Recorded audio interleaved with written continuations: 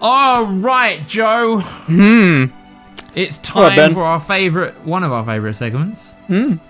What have you been playing? I've been playing or watching. I've been playing one thing and one thing only. I know what you're It's a fantasy of the final variety, despite it being numbered 7. I've been playing Rebirth. I beat it yesterday.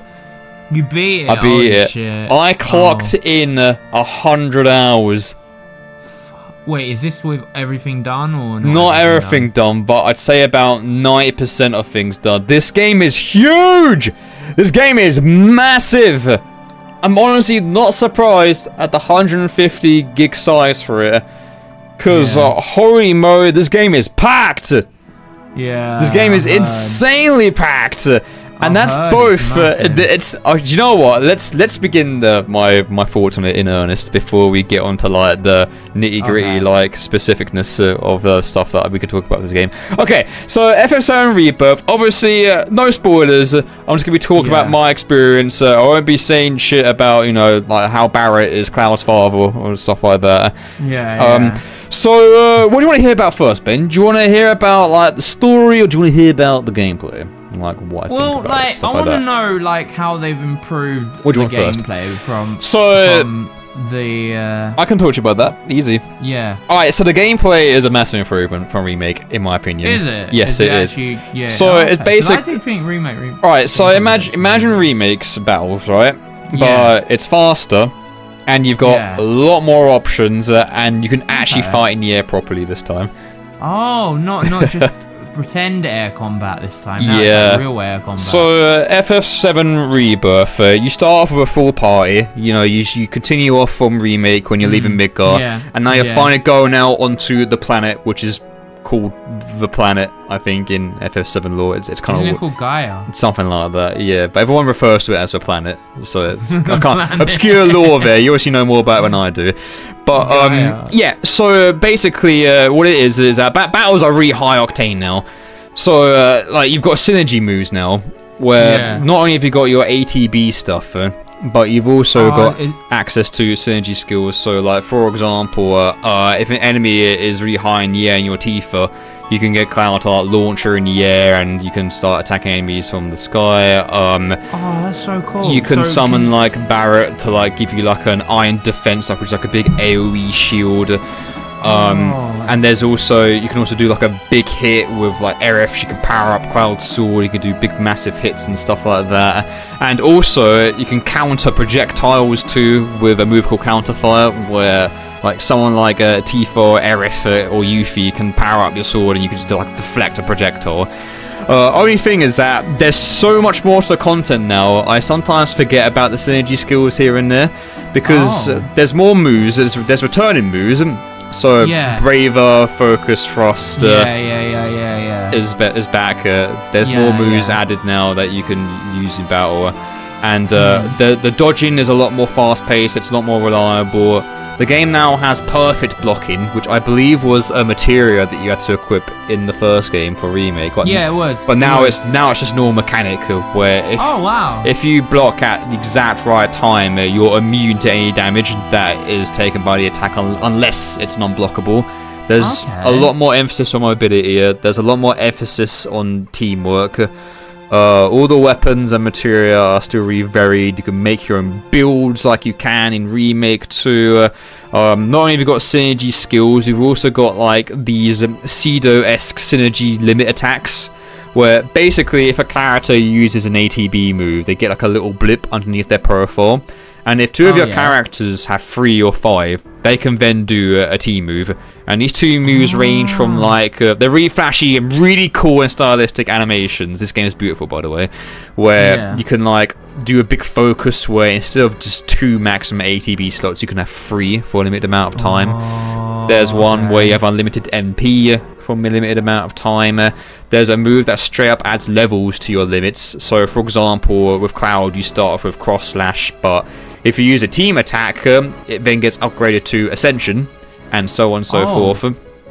And Yeah, and there's also one where if you use a synergy move on an enemy that's staggered, you can actually extend the time they're staggered for when you hit them with it too.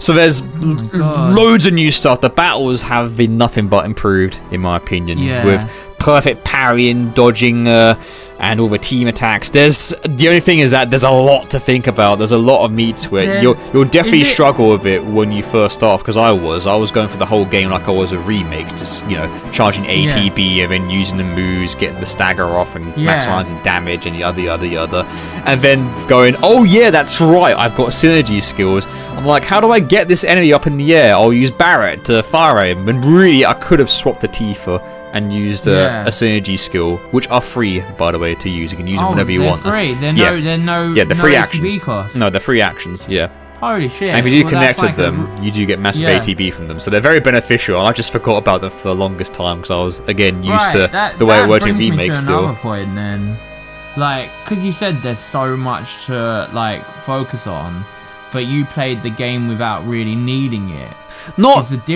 Is the difficulty of this actually not that difficult then? I would argue that's actually easier than remake. I played it on dynamic difficulty. You don't get hard until you complete the game, which I think was also a thing in remake. Rebirth has got dynamic difficulty where it says quote unquote the enemies get harder based on your skill level, but I was for a long time I was absolutely cleaving through bosses and enemy encounters like they were wet tissue paper. And I didn't really notice the game sort of adjusting its difficulty a lot. There were some difficulty spikes here and there, and I got a couple of game overs from poorly mistimed spells and getting hit out of Curaga, which is also a thing. And but yeah, it's not the hardest game, I would say, in my opinion. But the fights are. I wanted to know about this dynamic difficulty because they said it gets harder with how good you are, right? Yeah, I didn't really notice it. Maybe I was just too good. Who knows? In my experience, I found it a bit easier than remake. Would you say if you were gonna play it again, you'd play it on standard difficulty then and see if it's? Oh no, apparently standard difficulty is even easier. Really? Well, yeah, because dynamic adjusts to your player skill, and obviously I must have been decent enough at the game for it to reach its maximum point where it's making things harder for me, right?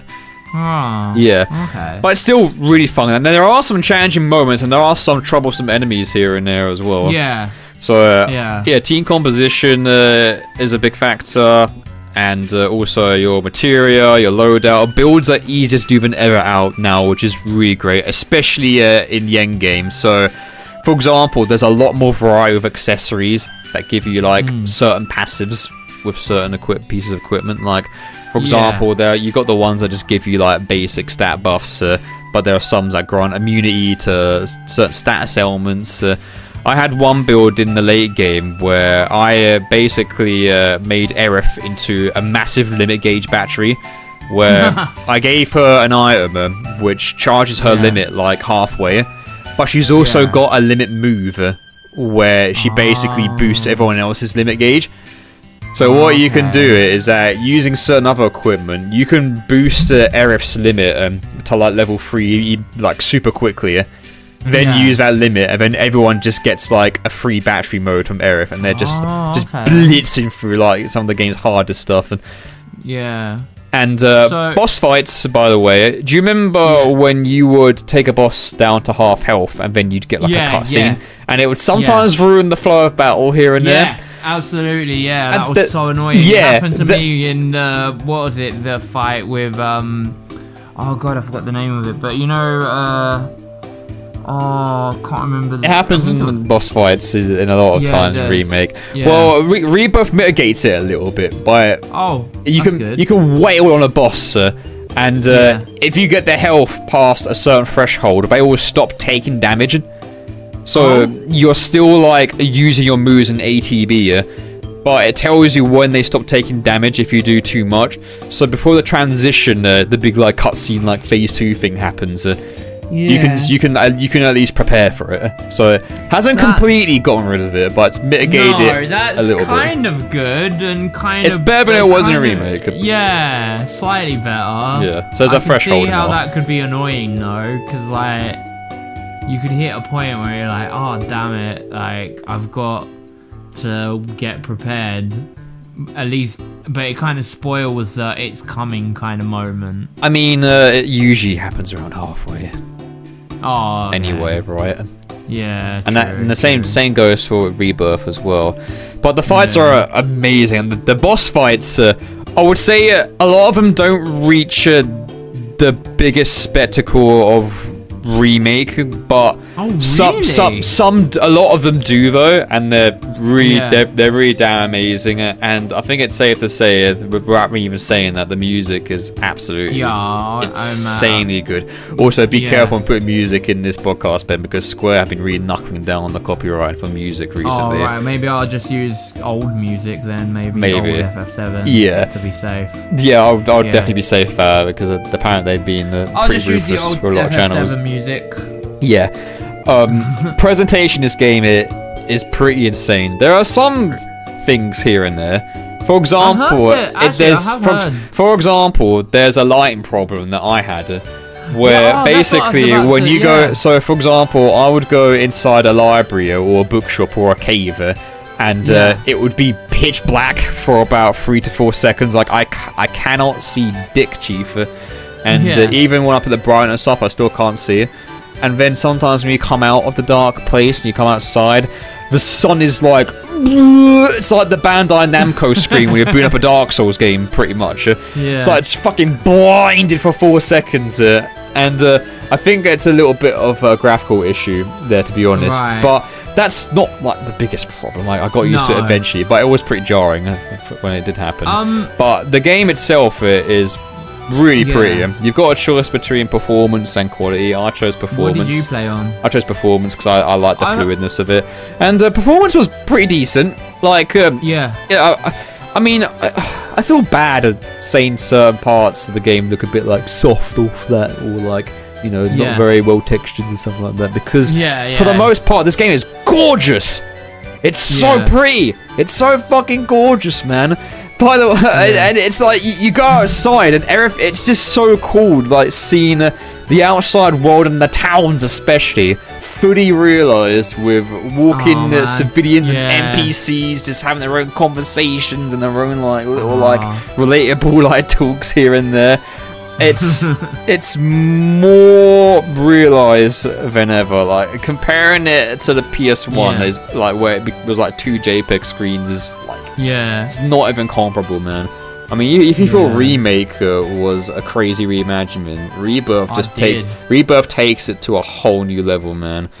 Like it's kind of insane how massively like. They're just so unique and so pretty. Each town feels like completely different from the other. Obviously, you've got like the remixes are plentiful and there's more than ever, and they're all amazing. And some of them like have mishmashes together too. Like for example, when I had a date with a certain character in the Golden Saucer, it kind of did like a theme park jingle of their theme while he walked around them, and I'm like, man. And apparently it does that with every single character that you have the date with in the Gold Saucer. The Golden Saucer's mental, by the way.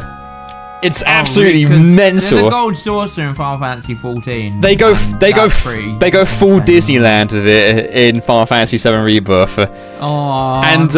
Do you remember how like the remake kept things like Cloud cross-dressing, and they sort of like really went crazy with like all the goofy shit from the OG. The goofy stuff. Or they do it even harder. Rebirth. So good. Yeah, the goofy moments from OG are leaned into. They're leaned into so hard. Like, do you remember the bit in OG where Barrett is dressed up in his dumb sailor uniform, and Red 13 is also dressed up as a Shinra infantryman? they really go insane with it. Oh my god. They milk it for all it's worth, and you know what? It's fucking awesome. The campiness is at an all-time high. The owner of the Golden Saucer is like, it looks like he's wearing like a muscular bodysuit, and he's like having a really serious conversation with you, but while he's talking, he's like doing all these like weird flexes. You can see like his biceps like pop up and down while he's talking to you about, I need you to find the murderer to his thing, and he's like doing like all these like insane flexes while doing it, and it's like I'm not even taken out of the moment because like you're leaning so hard into the goofy aspect of like it this. It comes right back round again. To yeah, being, like, it's amazing. It's complete charm, and it's like I had to like process like what I was going through a lot of the time, but it's great. It's they really lean into the campiness, and it's at an all-time high. So yeah, the fun aspect's great. People really great. don't get that, like. I feel like people forgot how like funny FF7 is, like the OG FF7. There's so many dumb moments in it. Like things that are like really weird in FF7. It's like it's a fantasy. Like that was the whole like people are like, what's this doing here? And they forget that it was actually in the original. It was in the original. Like it's a very. FF7 is actually a very funny game if you actually look back at it, like the OG game. Rebirth is hilarious. Oh man, there's so many funny moments. There are some moments that I want to ask about, but I don't want to because I want to. No, I won't. I won't elaborate. But it's great. And holy shit, Ben, the mini games are abundant. Oh yeah, there's I heard so many. There's so much side content and there's so many mini games, and you know what?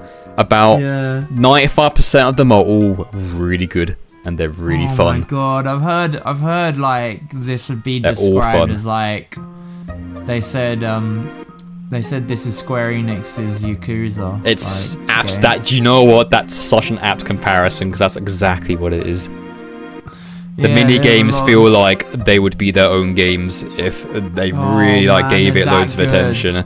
There's one mini game, by the way, where it's basically the main mini game. It's exclusive to Rebirth. It's a car game.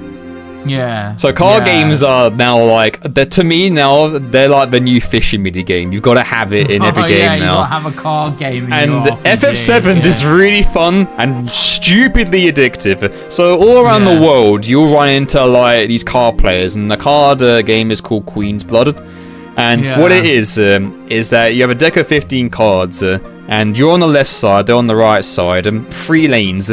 You basically have to lay down your cards, which have like points, and you have to win these lanes. And whoever has the most points after all the cards are played, or you can't play any more cards, both of you can't play any more cards, the one who has the most accumulated amount of points is the winner. They're like 2 to 3 minute long games. They're very short, and it's really addictive because as you beat players, you get more cards, and the cards are based off of enemies / characters, and they've all got their own attributes. So when you first start off, cards just have. So when you lay down cards, basically they come with like, it's hard to explain. So you put down a card, and then they make certain squares on the lanes available for you to play other cards, and different cards have different directions. So, for example, the infantry Shinra card, you play it and you can go up, down, or forward. Whereas you play like a Borrower Scroll card, where you play it and you can you got squares that are in front of it and below it available, and that's it. But not only that, some later cards have attributes where they can buff cards. So it's all about positioning and it's like I don't want to compare it too much to Gwent from Witcher 3, but 60% of it is kind of like Gwent. Do you know what it reminds me of? Wait, so you said there's like arrows on the cards, right? And each arrow represents did you say attack power of that side of the card? They allow you to place cards in squares. So you play a card and they'll allow you to play more cards in the squares that they are covering, that they're powering up, right? So you'll place a card, and then it'll make the tile in front of it available. But there'll be like a little playing piece on there, and this is when it gets really deep, because certain cards can only be played depending on how many player pieces are on an empty square. So for example, if you play a card and it makes a tile available, it's got 1 point, but you play another card and it also makes that same tile available, it will then have 2 playing pieces on it, and that's when you can play your higher tier cards, because you can only play them when you've got a certain amount of pieces in a certain tile. That makes any sense. This sounds like a more advanced version of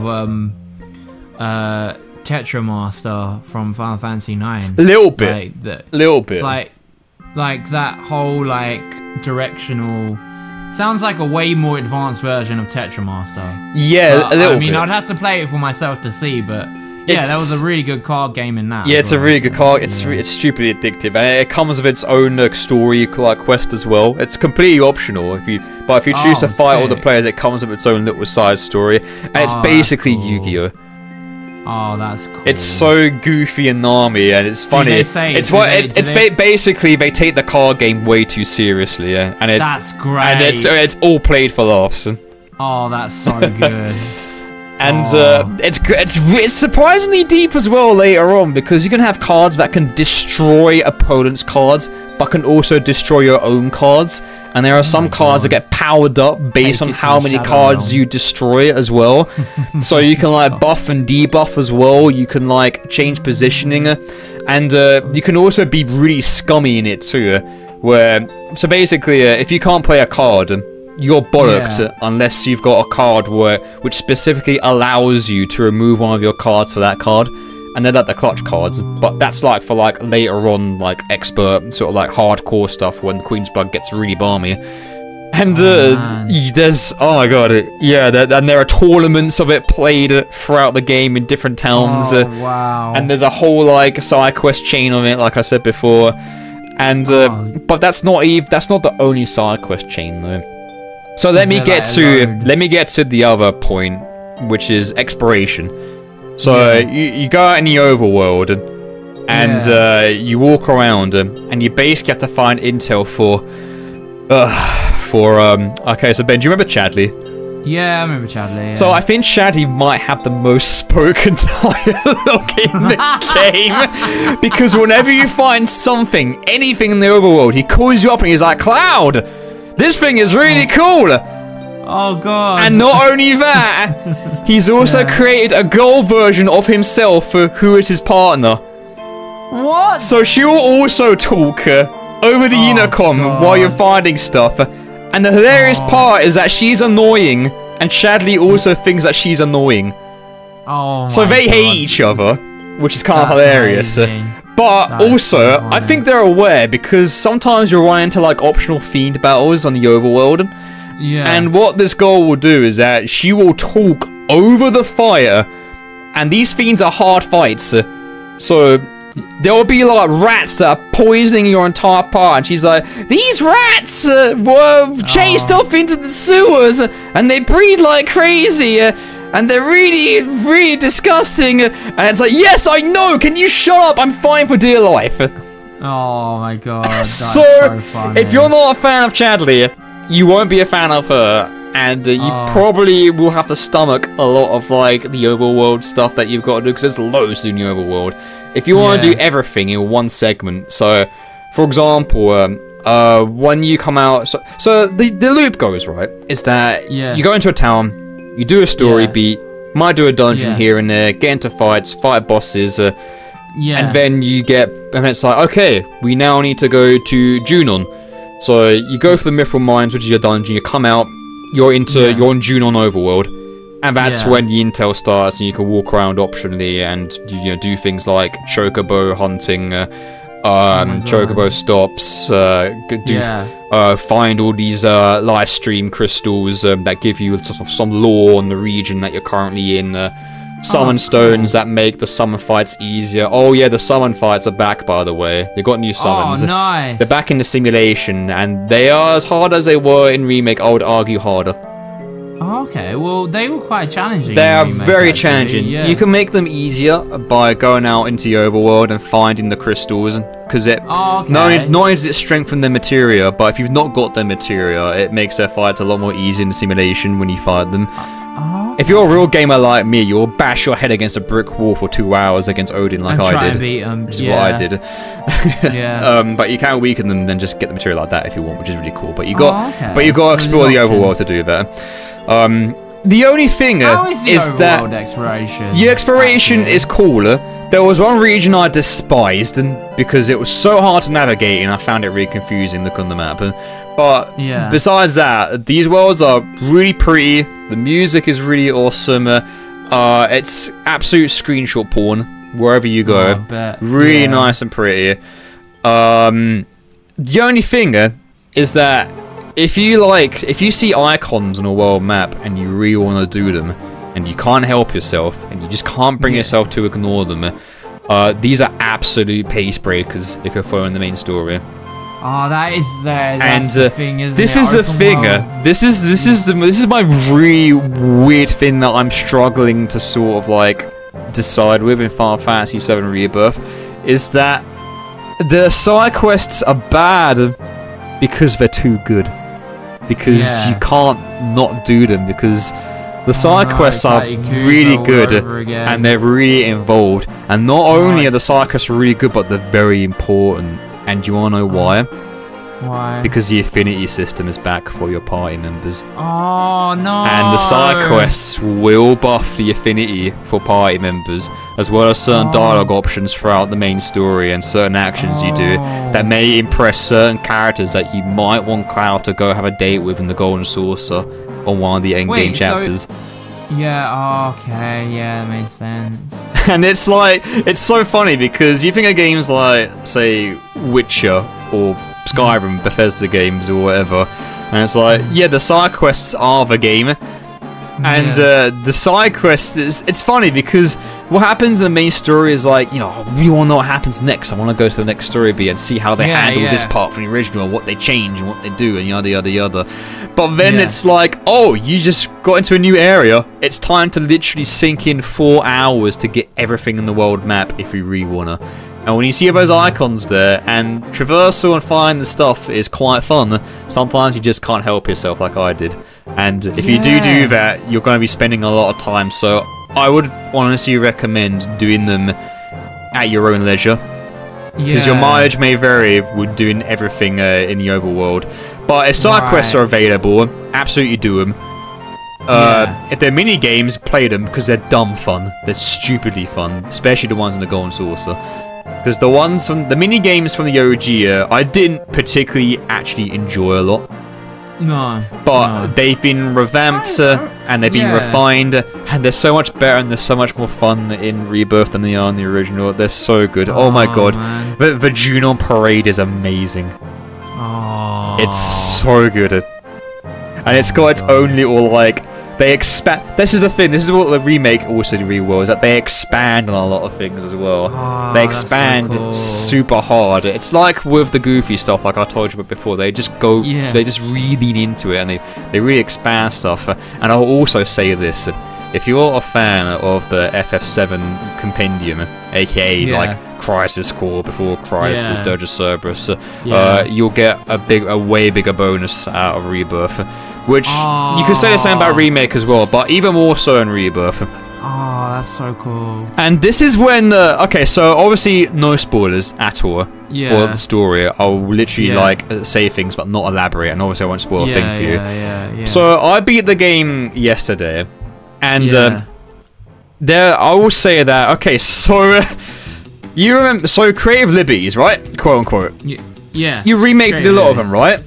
Yeah, well there's a lot more in Rebirth than there are in Remake, and depending on whether you want it to be like a complete one-to-one remake or you want things to change, your mileage may vary based on like what you want specifically. And I'm of the mindset that the Final Fantasy VII Rebirth or whatever, remake trilogy or whatever it's called is actually sequels. So I'm of the mindset they can change things. Sorry.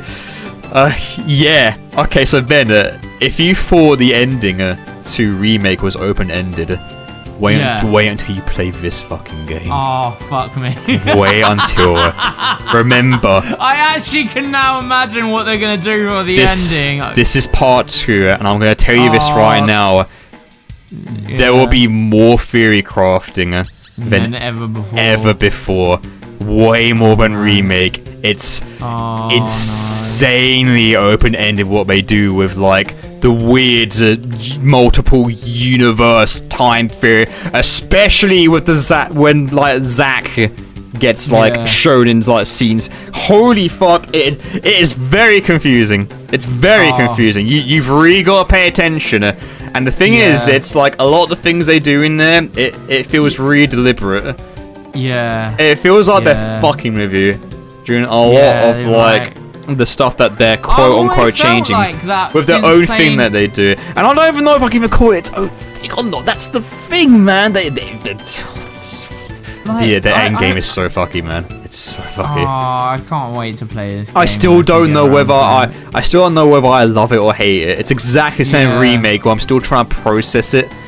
Yeah. And it's like, oh, they could have done this, but also this bit was really cool. And it's like, yeah. And the thing is, man, is that you gotta remember this is part 2. So of course they ain't gonna resolve shit. That's for part 3. So they're just gonna make things even more confusing for you and get you thinking even more about the stuff that they had the balls to do and the balls that they didn't have to do certain things. That's the thing, man. It depends on like, do you want it to be like really similar, or do you want it to be completely different from what the OG was? Or are you in the middle ground? And even I'm in the mind. And even then, it's like, yeah, but I honestly, it's so hard. I don't think I can say more than what I've already said about going too far with spoilers. I will play it eventually. I'll play it before 3 comes out. Oh man, oh man, oh man. But yeah, holy shit, this game is like, I would say a 9.5 out of 10 for me. Oh man, that's really high. It's really high, and the characters have great moments. Just like in Remake, they're expanded, and there's no butchery either of characters. It's only improvements. Yeah,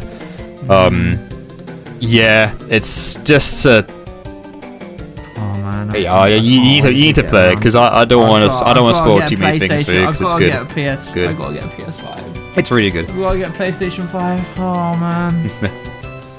Oh, I don't know if honestly, my fear is that even if it does come on PC, I don't know if my laptop will be able to handle it. It's big. It's a pretty hefty game, mate. Have you got any more? You got any more questions about it? Because I've beaten it, so and I know you really want to play it. So I'm free to answer any if you've got some. No, I'm gonna leave it. I'll find out eventually when I play it. Fair enough, have you? I'll find out. Yeah. Fair enough. I've learned a lot. Good game. I can't believe I'm gonna be 34 when part 3 comes out. You're gonna be older than that, mate. Well, this took like 4 years to come out, and it's. I'm just assuming 10 times bigger. I feel like they're gonna agonize on part 3 now so much. Like I feel like it's gonna take them ages. I will say that there is some stuff that is cut from part 2 that was in OG, but it's clear that they're saving a lot of that stuff for part 3.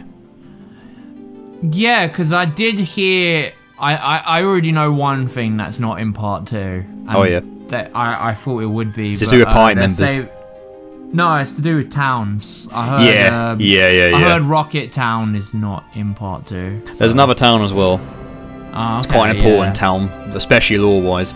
Yeah, lore-wise. But it's clear they're saving it for part 3. Yeah. Because that town was completely optional too. Yeah. Oh, okay. Yeah, that makes sense. But now it's like it's going to be a canon. Not optional. It's going to be canon. Because like for example, Yuffie's canon. Yeah, Yuffie for example was optional, and with her silly dumb like dialogue tree to get her in your party, which you can easily fuck up. Whereas in Rebirth, no, in the story, she will become part of her team. She's not. Yeah, she's not optional. Nah, yeah, she's part of the main gang.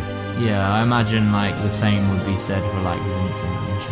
Yeah, no, you'll love this game. You'll love it. Yeah, I can't wait. You'll adore it. You'll definitely adore it, mate. Man. It feels like in one of Maximilian's videos, Maximilian dude's videos, which I'm watching because I've now finished the game. He says a really good quote where this isn't like a love letter for Final Fantasy VII fans. It's a marriage proposal.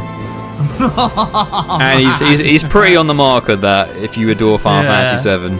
Yeah, oh man. It's just so cool seeing certain like story beats certain beats fully in the game, but the towns are so good. Yeah, like fantastic RPG towns. Oh man. And there's a lot of new stuff to do post game as well. Oh shit! Are you gonna play post game then? I can't. Oh yeah, did they do that thing? I've popped in 105 hours doing 95%. Did they? Wait, you can tell me one thing though. Oh, after you beat the game, do they give you that thing that they gave you with Final Fantasy VII Remake, where it was like no items and stuff. Hard mode, yeah. Yeah. No items. They unlock it after. It's back. Okay. Yeah, hard mode's back. I don't know how hard it is because I've not played it. Yeah. But that's back. You unlock that once you beat the base game. You know, I honestly might go through FF7 with that. I've never gone through the Final Fantasy VII Remake. We need to unlock it first. No. Hard. I'm saying hard mode on Remake that I unlocked after I streamed it all and stuff. I never went back and played that. I should maybe do that one day. Yeah, it could be fun. Boot it back up again. Just make sure that you block out Final Fantasy VII as a keyword on social media. Oh, I know. Because I was dip, ducking, and diving for quite a long time. People were finishing it in like days after its release, and I'm like, I've honestly avoided. Honestly, how? I've cut off all the words. I'm good. I'm safe. Like they're not getting me. I just beat it yesterday, which was 26th of March. Yeah. And that was of 100 hours playtime. Mate, that's crazy. That's almost as big as Persona 5 Up Royal. Yeah, no, it's a hefty RPG. That's not doing everything. If you do everything, I imagine that clock up to 100. I think I did about 95%. I've still got to do a side quest. I still got to do a side quest chain, which has now got to the point where it's super high level. Yeah. To the point where if I went in now, I'd probably get my ass creamed. Also, that side quest chain I'm talking about, by the way, you have to get it in the overworlds, and it's called a proto relic, and Chadley really wants it. But to get it, you have to do certain mini games, and they're all really cool. And they bring back some returning mini games from the OG, which are better than ever to do it. And the side quest chain story is really interesting because it's kind of like an Easter egg to Final Fantasy in general. I won't spoil what it is, but it's cool. If you play all the games, you'll be like, oh shit, it's the thing from the thing. Oh, that's cool. And it's part of FF7 now, that's awesome. This is off the chart. Yeah, oh yeah, definitely. Well, I mean, in terms of stuff that I've been doing, not a lot. I played the Princess Peach demo. Oh cool, what'd you think? You know what? It's fun. It's actually a charming little game. Like I got me and my partner are gonna go through it because she's really excited to play it as well. Oh cool, is it 2-player? No, it's not a 2-player, but we're just gonna play it together. Yeah. Oh, nice one. That's cool. The demo, I played the demo, and like the first level you get is like Princess Peach, and like she becomes like a knight, and you can do sword. It's very basic. Like it's not like a hard game. It's like a very like relaxed, chill kind of game. It's like, you know, it's not really for like a super hardcore gamer. It's more like like a, you know, a chill, like a Kirby. It's casual. I'll compare it to like a Kirby, yeah. Like Kirby in that sense. Yeah. Where I don't know how difficult it actually gets because I haven't played it, but of the two levels, I think the difficulty comes from actually exploring and trying to find the little collectibles which are called sparkles, and there's like 10 in each level. And that's like where, like, you know, like your medals or whatever, or like, you know, those the collectibles you get in like levels and stuff. Yeah. That's where the actual difficulty comes in. You got to pay attention to like the background scenery and stuff, and like all the little secrets. Good exploration stat. Yeah, that sort of thing. That's where I think the difficulty comes from. So, in terms of like Princess Peach herself, the way she plays, I feel like she's quite a slow character, and she's way more interesting when she has a costume. The costumes aren't like power-ups, they're like actual like things that you need to have to complete the level. Like you just stand on the stage and then you get like them. But like the first beginning of each stage, you'll start off a Princess Peach, and it seems like really slow moving kind of character, and then you get like the costume and she'll become like a sword fighter, and she can do like Devil May Cry kind of like very basic level stuff. Like very basic hack and level. slash all of a sudden. Yeah, like very like one button hack and slash sort of thing. Not you like want to any touch insane. Me? Like she can do like the with the sword fighter, she can like, if you get like the timing of the attack, you do like the little flippy thing over the enemy. Like it's really basic though. It's not like super complex. Yeah, it's really easy. It's like one button. Different costumes give her different abilities and stuff like that. Like Ape Escape 3. I don't know why I said Ape Escape 3 all of a sudden. Oh my god, Ape Escape 3 That's did obscure, do that, didn't it? Yeah. Has anyone even played Ape Escape 3? Oh, no, not in America they haven't, because they never got it over there. Wait, America never got Ape Escape 3? No, I didn't know that. I'm pretty sure I'm right about this. I think UK got it. I don't think America got Ape Escape 3. We didn't get Mini Monkeys, which was technically the fourth. No, but Ape Escape 3. I just want to check this. Actually, We're going completely off topic here with the obscure reference. I'm going off topic here, but I just want to check something. Sorry. When it didn't release in the US, I'll blame myself for that. Hold on, I just want to check if it actually came out in the US. Did it come out in the US? Princess Peach. Oh, it did, but it was actually did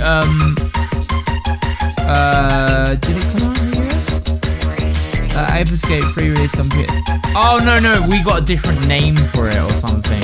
Yeah, they got different names, like Ratchet and Clank. Yeah. Okay, that's why I thought yeah. Get it. Yeah, Princess Peach. Yeah, the Princess Peach game, like the stage setting, the actual stage, like because it all takes place on like different stages. Yeah. Like actual stages. Yeah, it's charming. Like the background, the scenery. Like when you walk into a room, it doesn't like go into like another room. It will just flip round the stage. Like the actual stage, it's like all like theater stuff. Yeah, it's really cute. It's like it's a really side scroller, isn't it? Yeah, it's a side. It's a side scroller. It's a bit like she does her own thing. She doesn't feel like a Mario game. Is basically what it's like, her own thing, which is good. Like she's got her own identity. But yeah, it's like a side scroller. There's like loads of different costumes. I only played the demo, but I have got the full game now. I haven't touched it yet though. But the two costumes played on the demo were Patisserie Peach and the Sword Fighter one. And the Patisserie Peach plays a lot differently to the Sword Fighter in the sense that that's more like, I don't know, it's like more minigame focused, where she has like she gets her patisserie powers and then she has to do like make a giant cake and you have to make it in a certain way and stuff.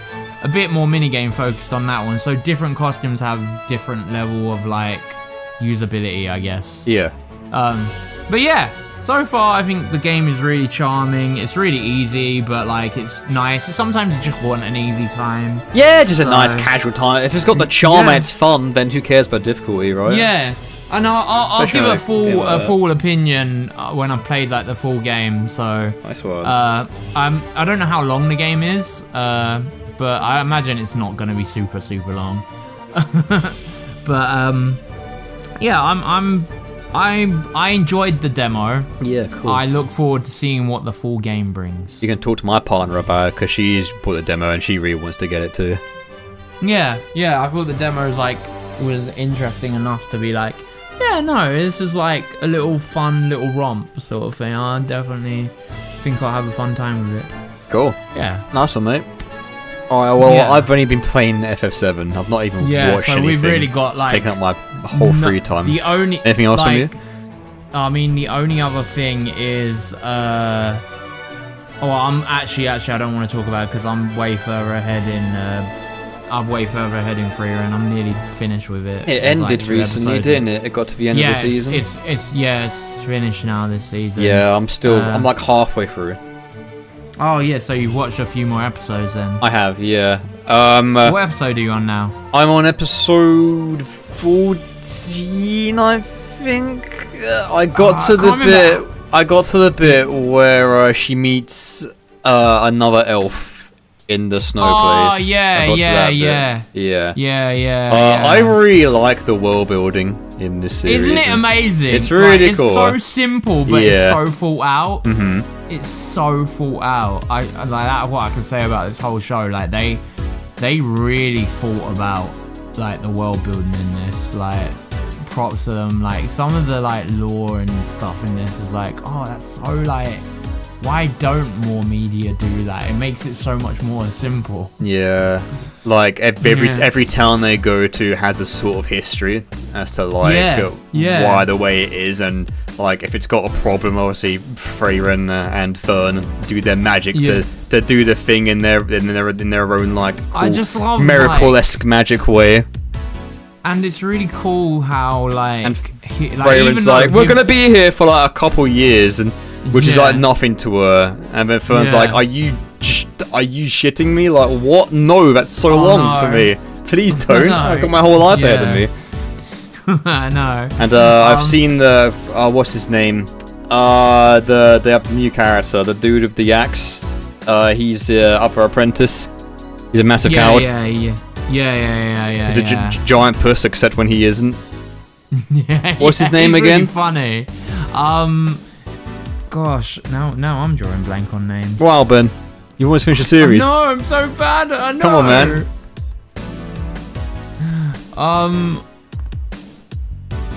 Why can't I remember? Whatever. PP Piss boy. He's pretty cool.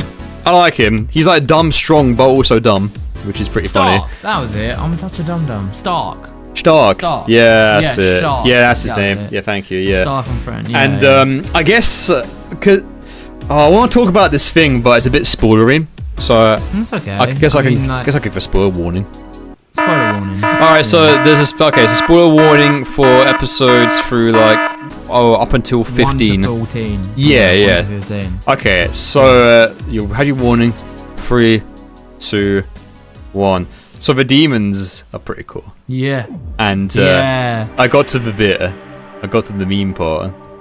Oh yeah. And that shit was pretty badass with the whole mana suppression and all that stuff. And I just really like how demons are like so proud. They're such a proud race, and mana is like their livelihood that they constantly show it off. And I also like that they have literally like 0 sympathetic traits at this point so far. Like for example, there's a demon girl, and they're like, let's take her in. She's got like no other family, and obviously Freiren's like, the fuck are you doing? That's a monster. You probably shouldn't adopt it. And lo and behold, it ends up like completely ruining everything, and like sets fire. And then they're like, oh okay, yeah, this thing deserves to die. And like they're actually like complete bastards, and they'll use human emotions. Yeah, they manipulate human emotions to garner sympathy. And I really like the cool bit because they're so proud and in like their magic and stuff that there's the bit where Freiren is going up against, I think her name is Arya, her army of the soldiers that she killed, and she has that artifact which basically lets her mind control anyone who has weaker mana than her. And Freiren just completely overpowers her, and you slowly see Arya's like proud demeanor get slightly more and more nervous, and as in like, nah, she's got to be bullfucking with me. The little like sweat. And then when Freiren completely does the thing, and she's like, yo, when she low tier mages her, and then she's just brought to tears as the sword is like to her neck, and it's like, man, I feel that, man. She's a horrible piece of shit, but I don't know. It's like the only time I actually sympathize for a demon of all things, because she was just so confident and proud of her magic, and then she just gets completely clowned on by an elf, and it's like, that's just wait. It made that moment hit so much harder, and it's definitely like the best part so far. You can see why it's like a massive meme. Yeah, like, that the context of it. Complete flex, and like obviously the line as well was kind of hilarious too, but it was really fitting for the occasion. It's cool. I'm looking forward to seeing the rest of the journey and seeing what happens, and just learning more about, because you learn more about Freiren's past with her old master too, and you learn more about how certain aspects of the world work, and like what's going on, and obviously it's cool seeing flashbacks of like the old party's adventures and what they went through and stuff. I think that's something that this show does really well, is the whole idea of time and the concept of time and everything. You don't really see like a lot of shows actually like explore that kind of like 1,000 years in the future sort of thing idea, where like the idea of time to her is so like, it's only like 1,000 years. Like, it's just interesting, the idea of an elf and her perception of time and how she doesn't really understand it.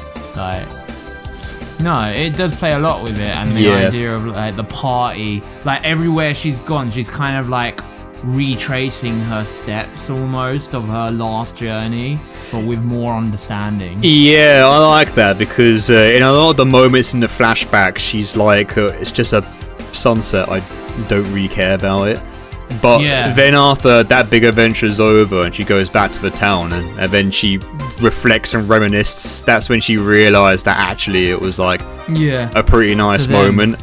And it's kind of like how you create a memory in the moment and even if the moment wasn't all that, you think back to it like years and years later and you go, you know what, that was actually a really nice thing that happened.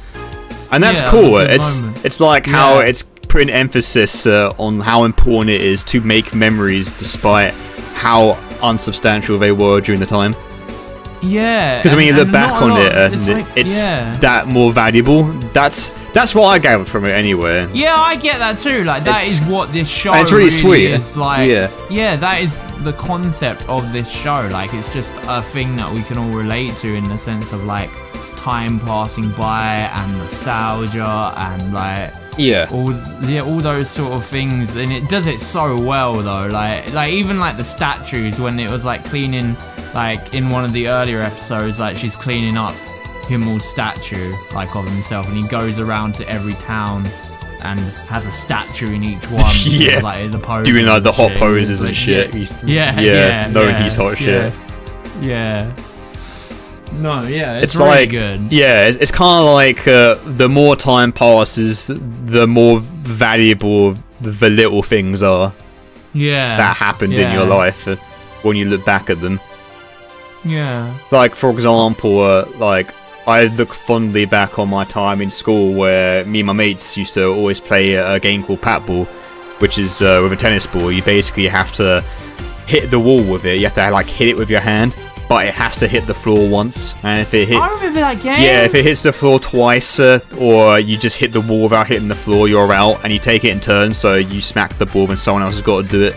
You do like trick shots and stuff. And I've not thought about those games I played in ages, in donkey years. But then I remember one time I was at work, I thought back onto it, and I was like, yeah.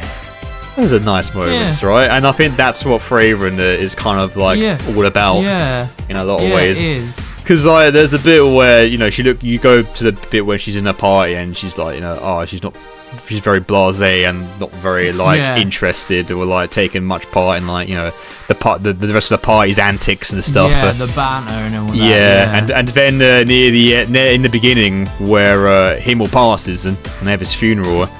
And she's like really like stoic, and the people are like, oh, she must be so heartless. What the hell?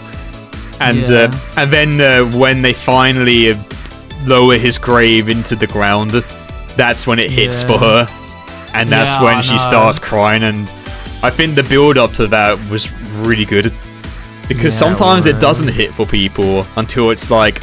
That's it. Over. Done. Yeah. Because that's how I felt with a lot of people in my family who have passed, where they have passed sadly, and I'm still like processing that it's happened, and I'm like, there's no way. And even when I'm at the funeral service, it's like it's still process, it's still loading, it's still buffering, and then when the grave gets lowered, and then the soul goes on top, buffering complete, download done. Then the emotions just come pouring out, and I thought that was kind of the scene where I was like, yeah, I think I'm in this for the long run, because that was just, despite it being like the first/second episode, it was done really well. And like, that's when I could tell I was sort of in for something special with the series. Yeah, and the animation in this show is just it's so good, unbelievable. But they're just walking though. They're just walking, and it's like, it's fucking pretty though. It doesn't have to be like a bunch of movements to be good animation. No, but even the fighting in this is like really fantastic as well. Yeah, like, the fighting's good as the action scenes that really go into it as well. Yeah, I know. You wouldn't expect it in a series like this, and then you're like, it's great. That was actually fantastic action as well. Yeah, production value is super good for it. Yeah, I need to finish it. That way. I can hopefully finish it now that I've finished Rebirth. I think I got 3 more episodes there. FF7's out the way, I can dedicate more time to it. Yeah, you'll get through it pretty fast. Yeah.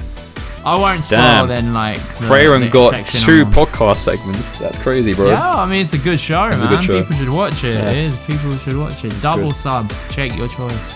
Either way works. I'm watching it dub, and I'm enjoying it. Yeah, I'm watching it dub now as well. Oh, cool. Yeah. Did you, like, rewatch it in dub, or continue? Yeah, I went back and rewatched it in dub. Oh, you even rewatched it too. Nice one. Yeah, just to see, like, I was like, no, these characters are fine. Like, I was like, this is the voices I was imagining anyway. That's dedication, so mate. Like, yeah, that is a good dub. The only series I've done that with is Cyberpunk Edge Runners. Well, I watched it in Japanese. I watched it in Japanese, then I watched it in dub. Did it hit harder in Japanese for you, or was it actually? It's the same, really. They're both good. Yeah. Dub I found dub better though, just because it sort of fit the setting a bit more. Because I think the setting for Cyberpunk was in like a western sort of like area canonically. Yeah. I think the only time I feel like the Japanese is more superior sometimes is when like the dub is just so bad and it doesn't make sense. Like you're watching something where it's like, oh no, these people should be talking in like a Japanese or something. Like the setting just doesn't really gel. Dubs have been a lot better in recent time, with like more emphasis, with more attention now brought to voice direction and actors. I think there's so much more attention now brought to I think dubs in general, even video game like dubs have always been good, but I think they've even gotten better over the years as well. Like I really feel like definitely hit a point where it's not all the same voice actors either. You know, like your Matthew Mercers and your Yuri Lowenthal. Now there's like loads of new people getting into the industry, and they all do a really good job. Yeah, that's right. But I think that's it for the what we've been doing playing segment, because I ain't got anything else that I've been doing on playing lately. Yeah, same here, mate. Oh, other than Octopath. Oh, I've been playing Live Alive. I forgot about that. We almost got out of there. Sorry. Yeah, I mean, I've only done the first like 3 hours of Live Alive though. I've been streaming Live Alive and it's I started with like good first impression. Oh, it's so good. Like I've started with the cave because it's all set in like different time periods with different characters. And I think somehow it all connects. I don't know how. I have no clue. But I started with the prehistory, which is like prehistoric history, and the sprite animation on this game may be some of the best sprite animation I've seen in a game before. Like it is incredible, some of this sprite animation, especially for like the cave period, because they don't use dialogue. Yeah, they just use like symbols and stuff, and you have to kind of learn what those symbols mean. There's no lines of dialogue in the game. There's no lines of dialogue in the prehistory because they don't speak anything. Like they're cave people. They don't. Oh, okay, for those segments. English. Yeah. Oh, that's charming. Yeah, so it's like got like loads of like sprite animation because they have to animate to get their points across and stuff, and it's like. Yeah, it's really cool. The battle system is pretty like fun. I haven't gone too deep into it yet to really get a grasp on how deep it goes, but enjoying it so far. The first stream's been really good. I don't really have like super a lot to say. This game came out in like 1994 in Japan and only came out here in 2022 2022, sorry. For the first time ever. And I feel like this game, I don't know 100% how much of it is like new content or not, but I feel like this game was ahead of its time as well, like because this is a 1994 game. Ooh, and pretty ancient. Like and some of the stuff in it, I'm like, wait, there's like, because, right, in the caveman period, you have like you grab items like bones and stones and stuff, and I'm like, oh, what's the point of it? There's a crafting system. Oh, and I'm like, was that in the original? Shit. And I don't know if this was in the original or not, but I'm like, holy shit, this seems so like ahead of its time to have like, you know, you get a bone and you combine it with a like a sharp tooth, and now you have a sharp bone toothing weapon, and you're like, wait, what? There's a crafting system in this. I'm like, shit. Damn. I'm just impressed at the how much of it, like, you know, that's just shocking to me, because I have no idea if that's in the original. I have to assume it was, because apparently this remake's very faithful to the original game, but only more prettier and way more better sprites and stuff. Yeah, there's nothing here saying that it's original to the re-release. No, I didn't. Must be the original then. Yeah. Cool. I look forward to seeing what all the other periods bring, because I think like each period is like a different section of like gameplay and stuff as well. Yeah. So like, but I think the battle system follows over between each of them. I'm not sure if there's like new wrinkles and stuff to it. But yeah, I'm playing it on streams. If you want to catch me, I'll be playing it. Oh no, I was gonna say tonight, but by the time this podcast goes out, it won't be tonight. You can catch it on our VOD channel or on one-shot streams, which is in the description down below if you want to catch up with Ben's streams in the game. Yeah. All will be available on the VOD channel. Especially, I still need to catch up on releasing older streams as well, which I know I need to do that. I've got a lot of older streams still to release. So I'm gonna do it. No, I will do it. It's no just worries. that I'm just so tired after work and after editing a video. I'm like, I don't want to like, because then I have to go through the older streams, and sometimes they take ages to come out. They come out. It's one little job, but when you've done so many different little jobs, it's like, oh, do it tomorrow. And then a thumbnail as well. You have to make a thumbnail. Yeah, we do that now as well. Yeah, because like we still got streams that don't have thumbnails, like your Chrono Trigger stream, because I look back for the Pokemon, so they still don't have Chrono. Some I'm not going to bother with thumbnails like Chrono Trigger, because it's like this isn't exactly an easy game to make thumbnails for, because it's just like the little sprites. It's hard to make thumbnails for them sometimes. Yeah. I got to do it with crosscode because I started it. I still got to carry on. But, you were. When was the last time you uploaded the crosscode video on that channel? I need to upload a crosscode streams. Yeah, I still got like half in of our them own time. left to do. It's all good. Shall I move on to the questions?